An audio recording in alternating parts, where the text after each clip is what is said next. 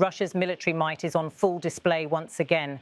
On September 15, 2025, the Russian Defense Ministry released striking images of the Zapad-2025 military exercises, showcasing the breadth and power of its air and naval forces.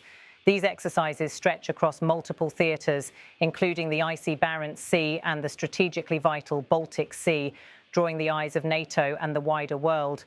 As two sleek fighter jets cut through the sky, the sheer precision of their formation flight is a reminder of Russia's aerial capabilities.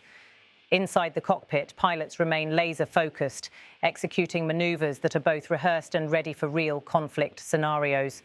Flying above the Barents Sea, these jets are more than just hardware. They are symbols of strategic intent and military resolve. The skies are only one part of the equation. The roar of a Tu-22M supersonic bomber armed with missiles signals Russia's ability to project power deep into contested regions. These bombers take off with a purposeful speed, carrying a payload that remains a potent question mark for military analysts. From the perspective of the cockpit, the horizon seems endless, a metaphor for Moscow's ambitions in the Arctic and beyond. Meanwhile, below the waves and across the Baltic Sea, Russia's naval forces are engaged in complex drills. Warships move in formation, their radars scanning for any hint of threat. On deck, soldiers stand vigilant, ready to respond at a moment's notice. Boats speed across the water, simulating interception tactics that could be decisive in a conflict scenario. Live-fire exercises underscore that these weapons are not just for display, they are battle-ready. On the ground, helicopters patrol the coastal regions, supporting troops that carry out live fire drills with rifles and machine guns. Explosions ripple across training beaches and waters alike, simulating an intense battlefield environment.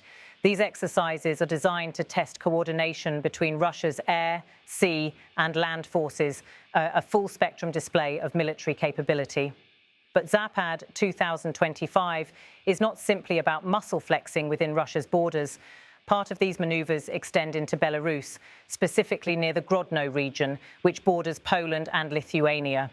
This area is geopolitically sensitive, sitting near the so-called Suwałki Gap, a narrow corridor that NATO regards as a critical vulnerability. NATO's eastern flank watches closely, knowing that these drills have implications far beyond training. This strategic positioning sends a clear message. Russia is asserting its influence and testing NATO's readiness. The drills incorporate a range of modern warfare tactics, from counter-offensives and hybrid warfare to electronic jamming and cyber operations. Russian military doctrine has evolved significantly in recent years, shaped by conflicts in Ukraine, Syria and Georgia, learning to exploit the vulnerabilities of their adversaries with precision and speed.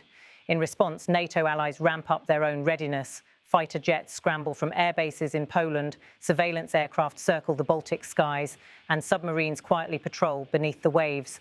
While these are not confrontations in the traditional sense, the military dance is a high-stakes game of posture and influence where every movement is scrutinized. Observers of Zapad 2025 see more than just a series of exercises. They see a live laboratory. Russia is stress-testing its command and control, experimenting with integrated forces, and sending psychological signals to both allies and rivals. For civilians living near the border regions, the daily presence of convoys, warships, and overflights serves as a stark reminder of the fragility of peace. The risk of miscalculation looms large. An errant jet crossing a border, a misunderstood radar signature, or an unexpected incident could spark a chain reaction with devastating consequences. Moscow insists these drills are defensive in nature, yet the interpretation of defensive varies widely depending on one's geopolitical perspective. As Zapad 2025 draws to a close, the world is left to ponder its meaning. Is this a preparation for deterrence, a warning against perceived encroachment, or a show of dominance? The lines are blurred and the stakes are high. What is clear is that the message from Moscow has been sent loud and clear, and everyone in the region is listening intently.